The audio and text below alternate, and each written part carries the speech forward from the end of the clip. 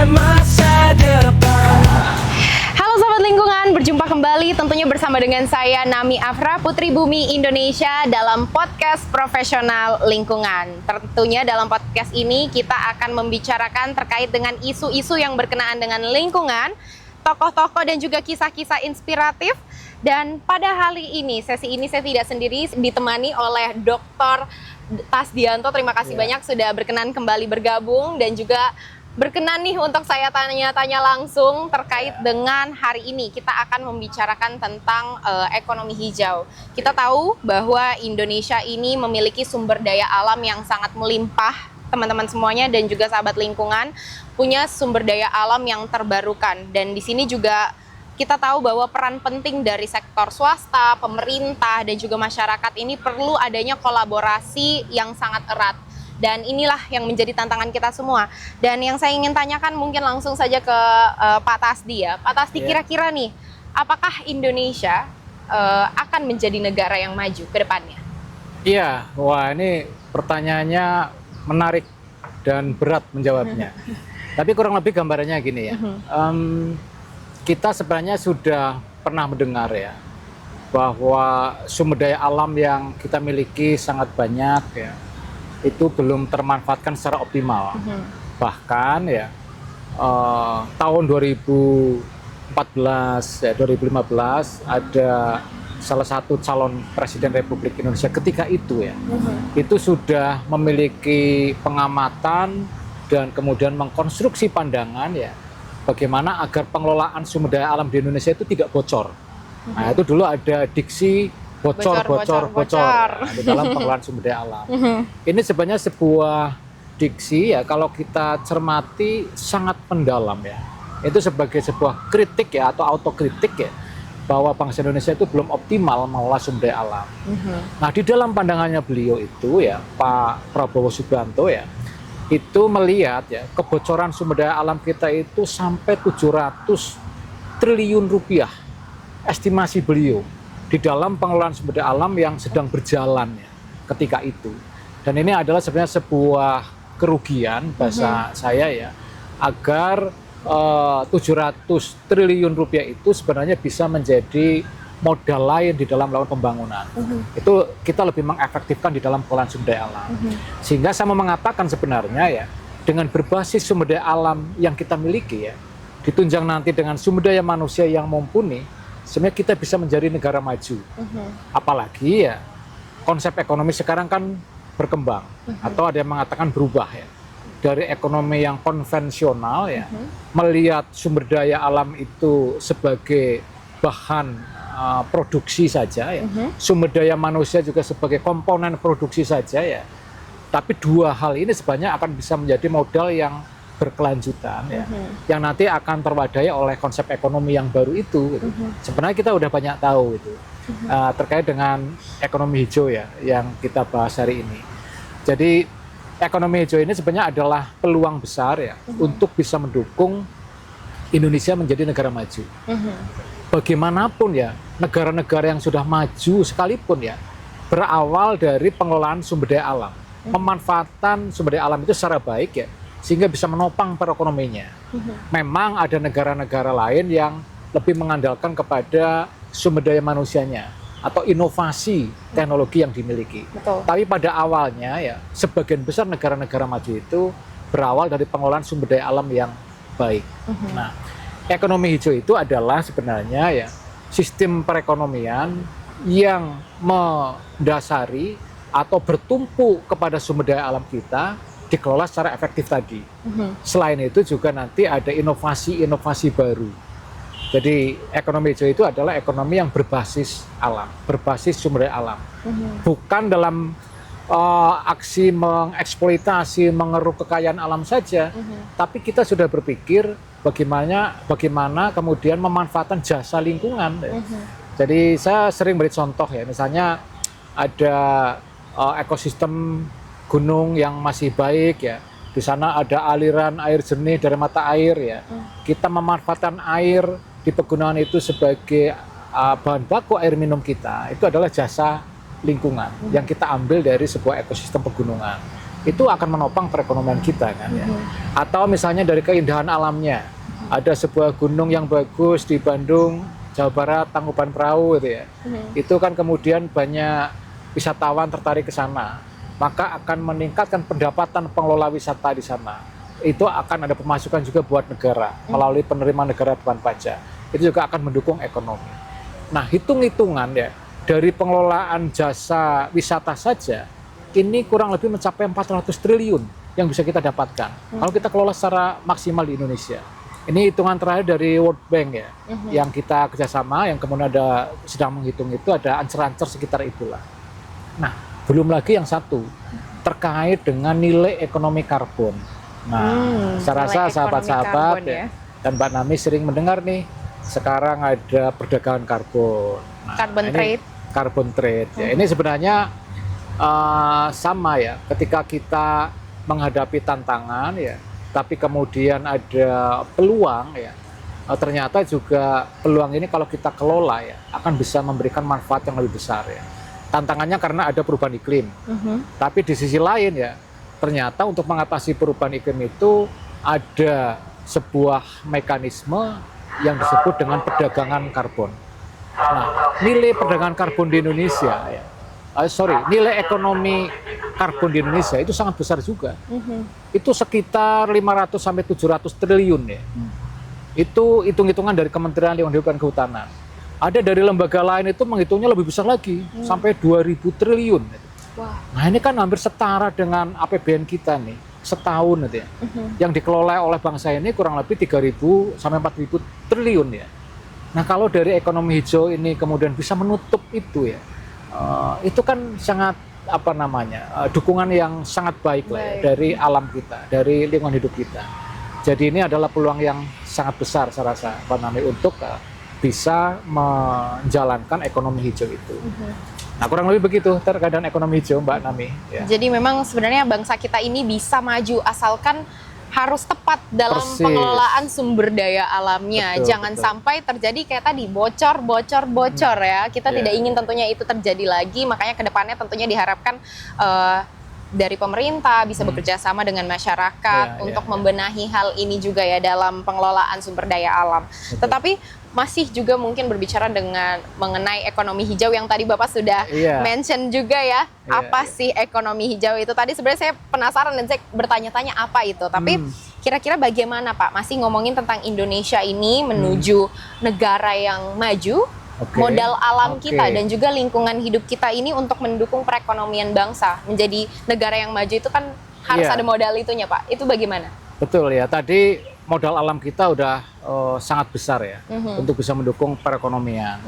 Alam ini kan juga ada daratan, ada lautan. Betul. Kalau nanti yang basisnya lautan ya, itu ada konsep namanya ekonomi biru. Itu ada yang membedakan seperti itu. Walaupun ada yang mengatakan juga ekonomi hijau dan biru ya satu juga namanya ekonomi hijau, green economy. Ada yang mengatakan demikian, tapi itu nggak penting ya. Yang penting adalah sebenarnya secara substansi memang ya modalitas alam kita baik di darat dan di laut itu sangat besar untuk mendukung perekonomian. Apalagi nanti bicara karbon tadi ya, di daratan juga ada kawasan hutan, ya, ada tutupan hijau ya, yang bisa kemudian kita konsepkan di dalam perdagangan karbon. Nanti lautan kita juga begitu gitu ya. Jadi lautan itu dikenal sebagai penyerap karbon yang baik pula. Karena di bawah laut itu ada kehidupan juga, ada terumbu karang, padang lamung, ada mangrove di pantai, ya. Itu sebagai penyerap karbon yang sangat besar. Nah ini keuntungan alam kita itu di negara tropis seperti kita demikian ya. Dan sebenarnya bicara konsep perekonomian ya, ada satu lagi yang sudah dikembangkan yang disebut dengan ekonomi regeneratif. Ini pandangan baru ya. Sebenarnya di literatur, di jurnal itu sudah banyak dimunculkan ya.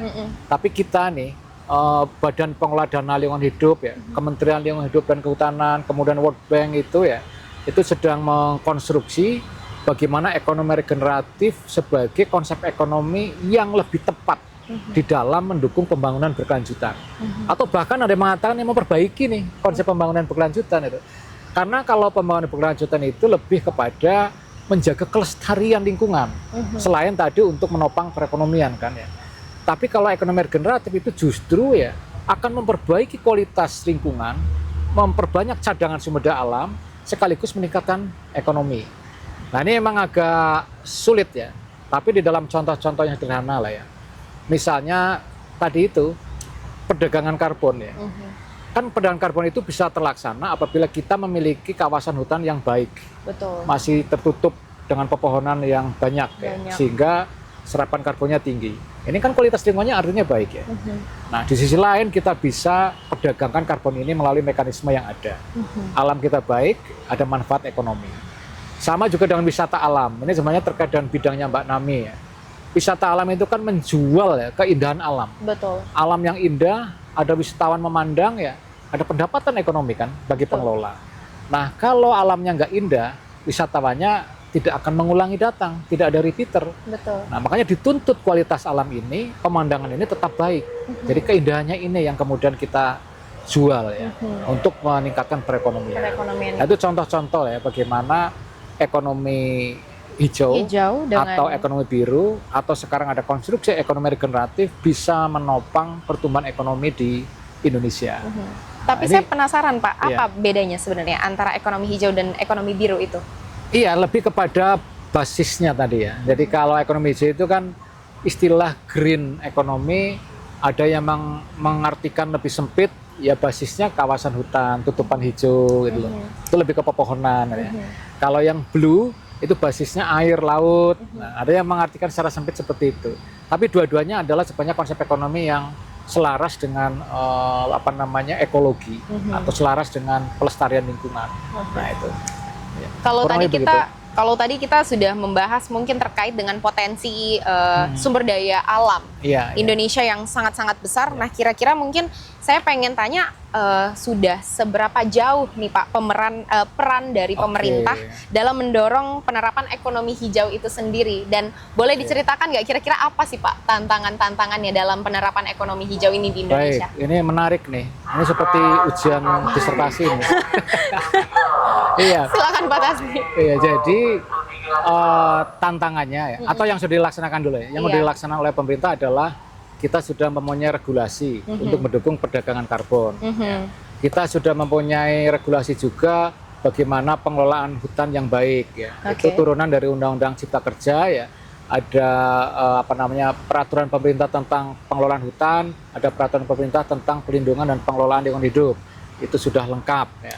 Artinya kita sudah siap sebenarnya ya mengelola lingkungan kita, mengelola hutan kita untuk mendukung perekonomian. Memang kita tidak menutup diri dari investasi, ya. Karena investasi itu kan sama dengan modal untuk mengenerate ya, memutar ya ekonomi kita. Nah, kemudian yang diperlukan lagi sebenarnya apa? Nah ini sebenarnya konsep kelembagaan.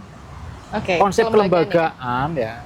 Yang menurut saya ideal ke depan adalah menyatukan antara pengelolaan lingkungan itu dengan ekonomi tadi yang kita bahas, ekonomi hijau itu ya.